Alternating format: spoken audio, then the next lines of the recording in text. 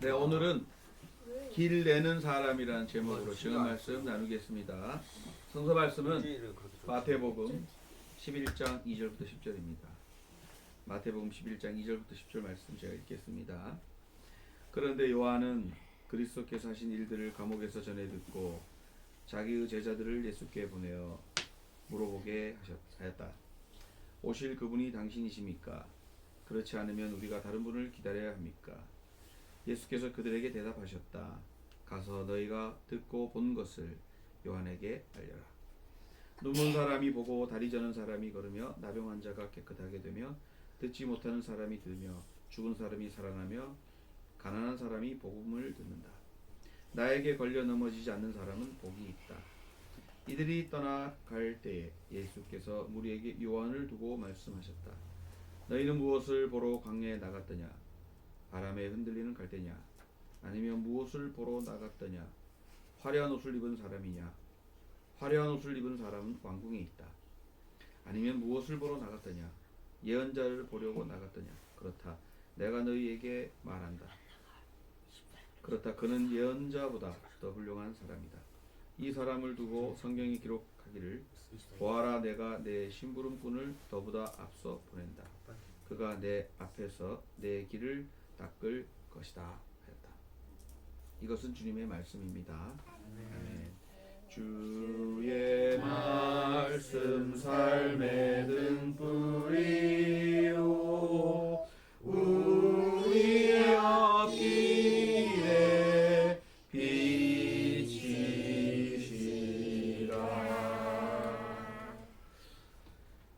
네. 세아가 노래를 너무 잘해갖고 목사님 표정이 세아를 보는데 너무 흐뭇해요. 오늘 길 내는 사람입니다. 한 주간 잘 지내셨죠? 날씨가 추운데 어떻게 지내십니까?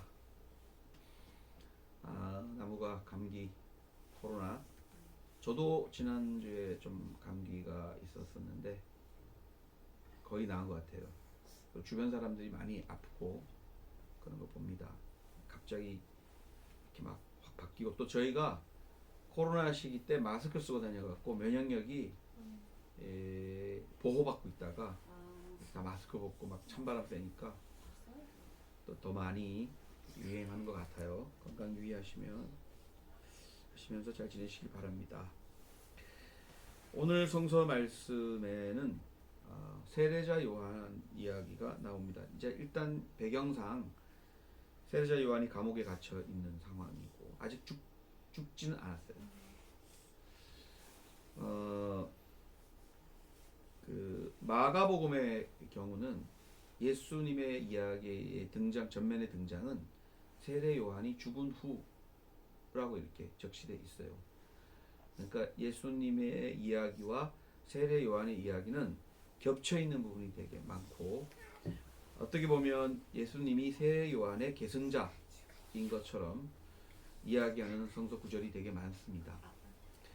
그런 의미에서 그 세례자 요한에게 예수님은 공명을 했다, 이런 이제 신학자의 이야기들이 있어요. 이 세례 요한의 활동에 예수가 공명하여 활동을 시작했다, 이런 얘기들을 하는 분들이 있습니다. 그 공명이란 말은 그냥 공감 정도보다 더한 것 같아요. 그 활동과 그 철학과 사상과 활동 내용을 내 꼴로 받아들여서 이제 울렸다라는 거죠. 마음이 울림이 있었고 그것을 기준으로 해서 활동을 시작했다, 이렇게 할 수가 있어요. 그럼 세례자 요한은 어떻게 살다 어떻게 죽었는가? 여러분 궁금하죠? 성경에 많이 기록되어 있지는 않아요. 그러나 오늘 성서 말씀에 잠깐 나오지만 광야에서 또 리버 요단에서 요단강에서 사람들에게 복음을 선포했어요. 아니, 회개를 촉구했어요. 회개해라. 지금까지 살던 당신들의 삶에서 돌이켜라. 그렇지 않으면 다 죽는다. 이 얘기를 강에서 했고, 막 사람들이 몰려 나오니까 그 요단강에서 세례를 줬어요. 물로 세례가 거기서 유래하죠. 물로 세례를 주고, 당신들은 다른 존재의 삶을 살게 될 것이요. 여기서 물에 씻김을 받으시오. 그래서 예수님이 거기도 나갔어요. 예수님도 세례자 요한 얘기를 듣고 거기 가서 세례를 받았어요. 그러자 뭐 하늘에서 비둘기가 성령이 비둘기처럼 임했다. 이런 구절도 성서에 있습니다. 이처럼 세례자 요한의 삶은 예수님께 영향을 많이 줬는데 세례자 요한은 예수님과 삶과 약간 달라요. 그러니까 예수님과 세례자 요한이 비교되기도 하는데 공통점도 있고 차이점도 있어요. 공통점은 세례자 요한과 예수님이 둘 다 정치범으로 처형을 당했다는 거예요.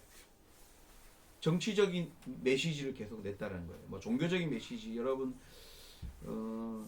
도덕적으로 사세요 이 정도가 아니고 정치인 헤롯 안티파스에게 강력하게 그렇게 하면 안 된다.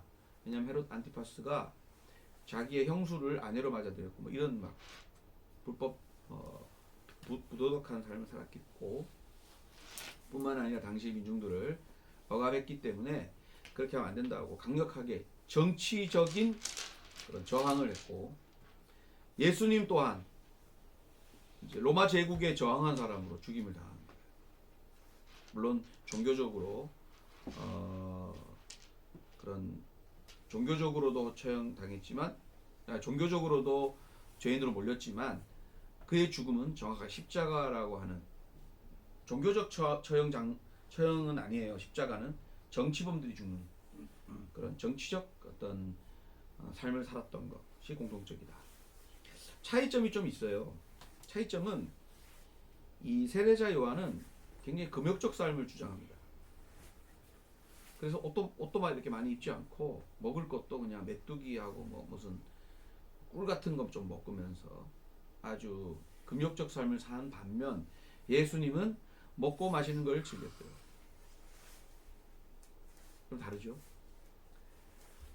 세례자 요한은 강력하게 대상을 향해서 회개를 촉구하고 잘못됐다고 말하는 반면 예수님은 그렇게 이야기하기도 하지만 지금 여기에서 하늘나라를 맛볼 수 있는 경험할 수 있는 것들을 더 많이 그래서 막 죄인도 병자도 고치고 그리고 함께 모여서 먹고 마시면서 하늘나라에 대한 이야기를 계속 대화를 하면서 사람들에게 하늘나라를 이미 여기서 살도록 하는 그러한 활동들을 펼쳤다. 이런 점에서 좀 차이가 난다고 할 수가 있습니다.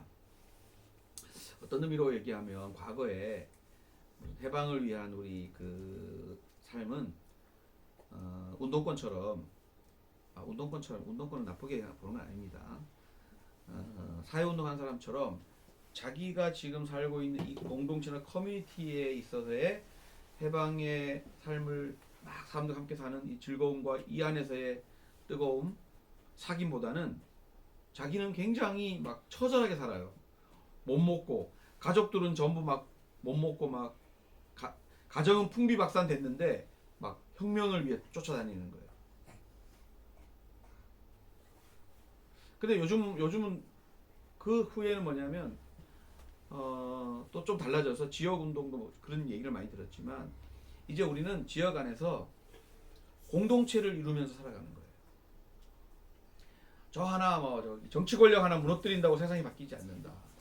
오히려 지역에서부터 바닥에서부터 먹고 마시면서 해방을 계속 옆으로 확산해 나가야 된다는 노선들도 생기게 되는 거죠. 저는 그런 의미에서 예수님의 하늘나라 운동은 대단히 정치적이지만 대단히 공동체적이다.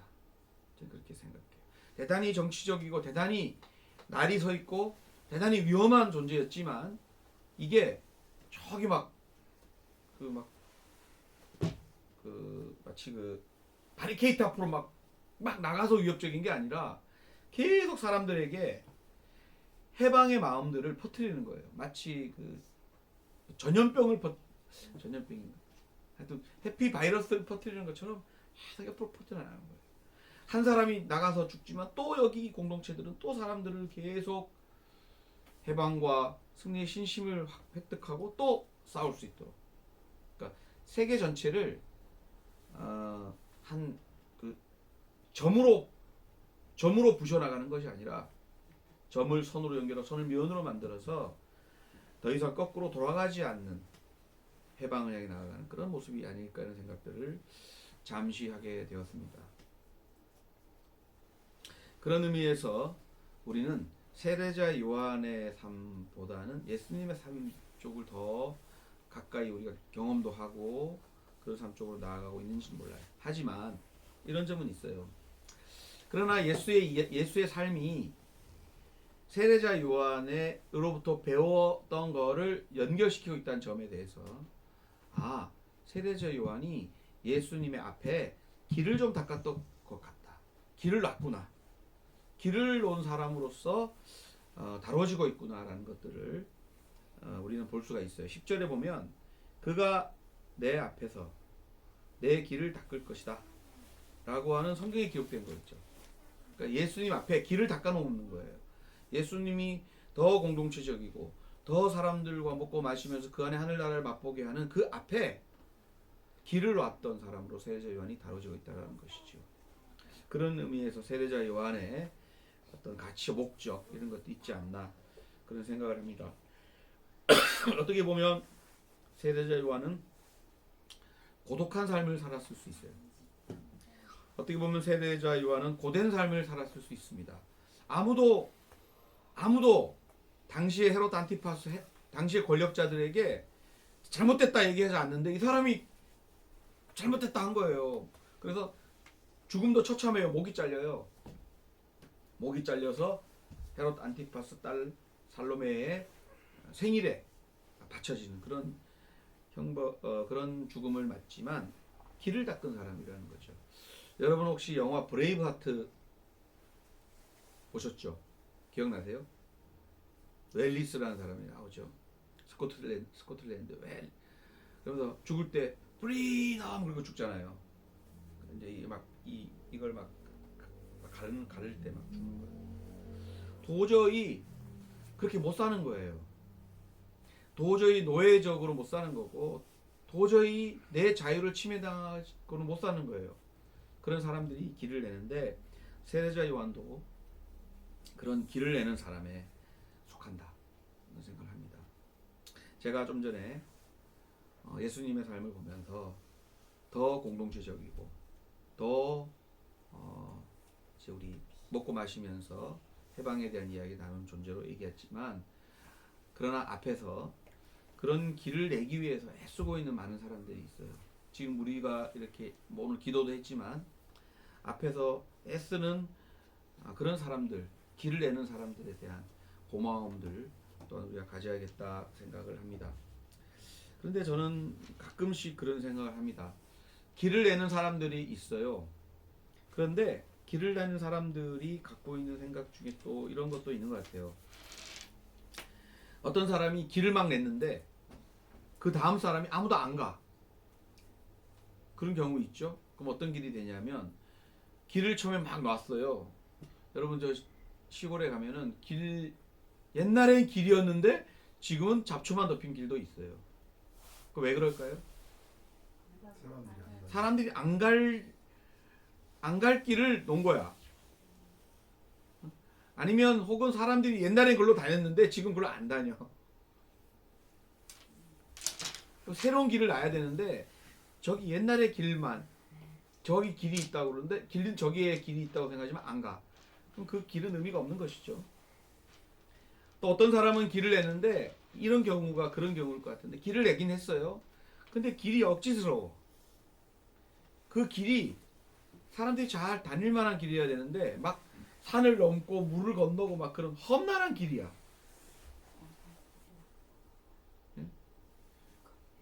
양평고속도로 같은 길이죠. 험난한 길이야.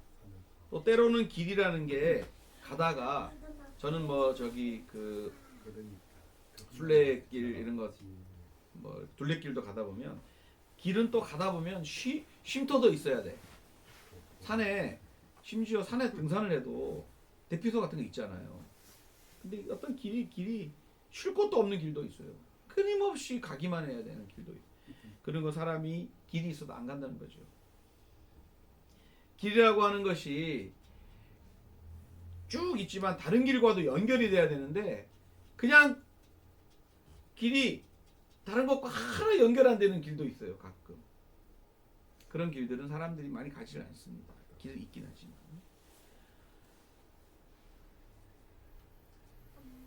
그런데 길은 길은 넓을 필요는 없어요. 길은 좁아도 됩니다. 오히려 성경에는 좁은 길로 가라고 그래요. 좁은 길로 가라고. 넓을 필요는 없고 좁아도 되는데 사람은 일단 길을 넓게 만들려고만 생각하지 그 길이 어떤 목표를 향해 어떤 지향을 향해 가는지에 대해서는 잘 모르고 무조건 길만 내는 사람들도 있어요. 루신이라고 하는 분의 고향이라는 글에서 희망에 대한 이야기를 합니다. 우리 두루두루 배움터의 그 현수막에 그게 쓰여 있어요. 희망이란 뭐냐? 이런 구절이 있죠. 제가 참 좋아하는 구절인데요. 희망이란 본래 있다고 할 수도 없고 없다고 할 수도 없다. 이게 무슨 말이에요? 희망이란 있다고도 하고 없다고도 할 수 없다. 그건 마치 땅 위의 길과 같은 것이다. 사실 땅에는 원래 길이 없었다. 걸어가는 사람이 많아지면 그게 길이 되는 것이다. 원래 땅 위에 길이 없었대요. 처음부터 길이 있는 건 아니었어요. 그러나 걸어가는 사람이 많아지면 그게 길이라는 거예요. 처음에는 한 사람이 걸어갔어요. 오늘 세례자 요한처럼. 그 다음에 예수님이 걸어갔어요. 그 다음에 우리가 따라가요. 그럼 그게 길이 된다는 거죠. 처음부터 길은 정해진 게 아니다라는 거예요. 근데 어떤 사람은 제가 오늘 길 얘기하면서 여러 책들도 보고 생각도 하면서 남이 만들어 놓은 길만 가는 사람들이 있어요. 어떤 분은 항상 길 없는 데만 가는 사람이 있어. 성격 유행 따라 좀 다르긴 한데 하나는 어떤 사람이에요? 막 길 없는 데를 막 가? 한결이는 어때? 알아가고 있는 것 뭘 알아? 어떤 사람이 어떤 사람인지 좀 달라요. 뭐 누가 옳고 누가 그르고 어떤 사람이 우월하고 뭐 열등하고 이런 건 없어요. 근데 어떤 사람은 다른 사람이 만든 길을 잘 따라가는 것이 굉장히 그리고 그 길을 막 사람들한테 같이 가자 그러면서 막 이런 사람이 있어요. 근데 어떤 사람은 길이 없는데 막 가고 막 잡초도 제거하고 막 그리고 막 자기가 막 길 만드는 사람도 있어요. 최민규는 어떤 사람이에요? 길을 만들어 놓은 걸 가는 사람이에요. 길을 있는 길을 없애는 사람은 아니고. 그런 건 아닙니다. 빵크. 사람마다 다릅니다. 근데 저는 그 생각보다 저는 어떤 사람일 것 같아요? 길을 만드는 사람. 저는 없는 길 가는 걸 좋아하는 사람이에요. 희한하더라고. 남이 간 길은 좀 별로 재미가 없어. 네? 좀 성격이 이상한가? 어릴 때부터 그랬어. 어릴 때부터 그랬어요. 그러니까 여기서 저기를 가야 되면 왜 빙이 돌아가지? 이렇게 막 가지 그래서 막 이렇게 막 어려움도 극복해가 그런 것들 좋아하는데 저는 오늘 성서 말씀 읽으면서 세례자 요한과 예수의 모습 또 우리가 길에 대한 우리의 생각 또 지금 우리가 가고 있는 게 이게 전부 길인데 삶의 길을 가고 있는데 과연 우리는 어떤 존재일까 이런 생각도 하고 저도 자신도 이렇게 돌아보는데 최근에 제가 많이 듣고 생각하는 거는 뭐 제 성향이 그래서 그런지 몰라도 없는 길을 가야 된다라고 하는 게 더 요즘 제 삶을 더 많이 움직이는 생각들인 것 같아요. 다른 사람이 만들어 놓은 길도 다른 사람이 생산해 놓은 기준 따라가는 것보다 만약에 그게 길이 있더라도 뭐 이런 거잖아요. 길이 있는 길을 그냥 가더라도 우리는 보통 앞으로 걸어가잖아. 뭐 뒤로도 좀 걸어가면 안 되나 뭐 이런 거 있잖아. 옆으로 걸어가면 안 되나? 그리고 길에 가다 앉아 쉬었다 가면 안 되나? 근데 우리는 계속 길을 계속 아주 정해진 속도로 마치 시시푸스처럼 노예적인 시시푸스의 삶처럼 계속 돌을 밑으로 굴리면 계속 돌을 산 위로 올리는 그런 사람처럼 그냥 길이 있으니까 그냥 그 길을 가는 거 아닌가. 저처럼 없는 길 막 만드는 것도 재미있기도 하지만 또 길을 가더라도 있는 길 가더라도 가다가 쉬었다 가고 가다 물구나무 서 가면 안 되나 뭐 그런 거지. 옆으로 가면 안 되나 뒤로 가면 안 되나. 예? 가다가 뒤로 좀 돌아가 앞으로 가야 되는 게 아니라 뒤로 좀 돌아갔다가 가면 안 되나. 왜 한쪽 발로 뛰어가면 안 되나. 길을 가는 여러 모양이 있는데 우리는 너무 정해진 길들 사람들이 다수가 그러해야 된다라는 것만 자꾸 눈치 보고 살피고 그럴 거 가는 거 아닌가 이런 생각을 하게 됩니다. 저는 오늘 성서 말씀 세례자 요한 오늘 말씀이니까 세례자 요한을 아마 예수님이 보고 배웠다면은 아마 길내는 사람의 그 모습을 잘 보고 배우셨을 것 같아요. 그래서 예수님도 새로운 길을 여셨을 거라고 저는 봅니다. 그래서 우리가 우리 길을 있는 길이든 없는 길이든 자신의 길을 자신이 뚜벅뚜벅 걸어 열어갔으면 좋겠다. 그런 생각을 합니다. 한결이 배워가지만 이 세상에 우한결 같은 삶은 우한결밖에 없는 거니까. 유일무이하지. 유일무이한 우리 존재들이 유일무이한 삶을 스스로 자기 길을 내면서 걸어갔으면 좋겠습니다. 그게 길이 있던 없던 좀 모순인가요? 길이 있건 없건 자기 길을 자기가 열어가시면 좋겠다. 자기 발로 걸어갔으면 좋겠다. 오늘 그것이 제가 여러분과 나누고 싶은 말씀입니다. 감사합니다.